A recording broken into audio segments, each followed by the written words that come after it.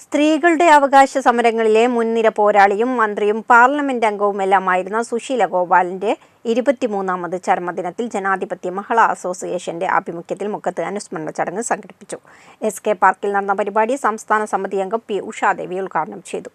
സ്ത്രീകളുടെ അവകാശ പോരാട്ടങ്ങളെ മുൻനിരയിൽ നിന്ന് നയിച്ചിരുന്ന സുശീല ഗോപാലിന്റെ 23ാമത് ചരമവാർഷിക ദിനത്തിലാണ് ജനാധിപത്യ മഹിളാ അസോസിയേഷൻ ഏരിയ കമ്മിറ്റിയുടെ ആഭിമുഖ്യത്തിൽ അനുസ്മരണ സദസ്സ് സംഘടിപ്പിച്ചത്.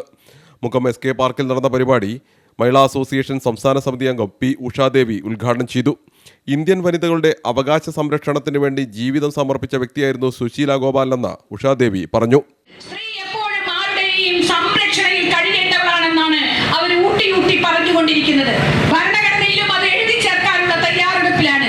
പ്രിയപ്പെട്ടവരെ, സ്വന്തം കാലിൽ നിൽക്കാനും സ്വന്തം കാര്യങ്ങൾ പറയാനും സ്വന്തം അസ്തിത്വം കാത്തു സൂക്ഷിക്കാനും നമുക്കൊക്കെ അവകാശവും നിയമവും പാസാക്കിയത് ഇന്ത്യയിൽ വെറുതെയൊന്നുമല്ല.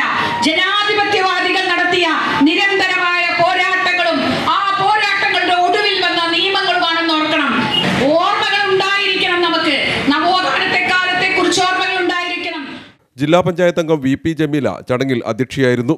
ഗീതാ വിനോദ്, സ്മിത ബാബു, വിശ്വലക്ഷ്മി, സജില, ഷൈന ശിവദാസ് എന്നിവരും ചടങ്ങിൽ സംസാരിച്ചു. CTV പ്രാദേശിക വാർത്ത, മുക്കം.